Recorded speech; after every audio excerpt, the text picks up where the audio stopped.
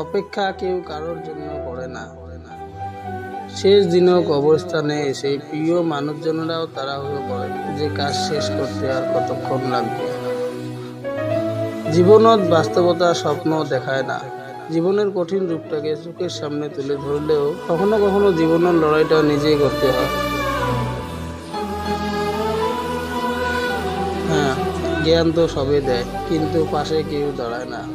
তোমাকে নিজের করে নেওয়ার খুব ইচ্ছা ছিল, কিন্তু এখন আর এই ইচ্ছাগুলো আগের মতোই আছে। শুধু হারিয়ে ফেলেছি তোমাকে। মানুষের যখন প্রয়োজন শেষ হয়ে যায়, আর তখন সেই মানুষগুলোর কথা বলার ধারণাটাও পাল্টে যায়। আর এটাই হলো বাস্তব জীবন।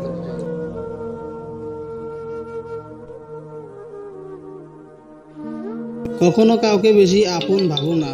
যাকে যত বেশি আপন ভাববে, সে ততই বেশি তোমার বিশ্বাস নিয়ে খেলা করবে।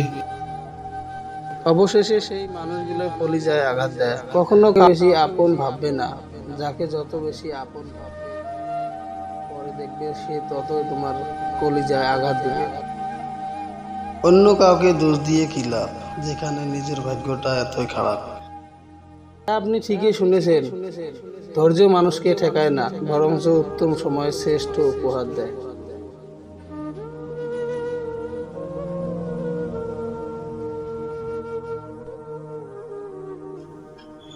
অন্ধবিচার আর অন্ধবিশ্বাস অনেক জীবন ধ্বংস করে দিয়েছে। তাই যা করুন ভেবে চিন্তে করুন। ভাতের অভাবে মানুষ কখনো খারাপ হয় না। মানুষ খারাপ হয় উচ্চ বিলাসিতার কারণে। মানুষ বড্ড অদ্ভুত, গুরুত্ব দিলে দূরত্ব বাড়িয়ে নেয়, আর ভালোবাসা দিলে অবহেলা ফিরিয়ে দেয়। কিন্তু আপন করে রাখতে চাইলে শুধু কষ্ট দেয়। আর সেই মানুষগুলো মুখোশের আড়ালে নিজের স্বার্থ হাসিল করার জন্য চেষ্টা চালিয়ে যায়।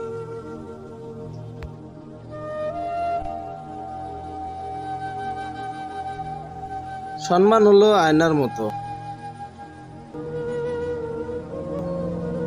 তুমি অন্যকে যত বেশি সম্মান দেবে, তাদের থেকে অনেক বেশি সম্মান তুমি ফিরে পাবে। প্রয়োজনে সম্পর্কটাও ভেঙে দিও,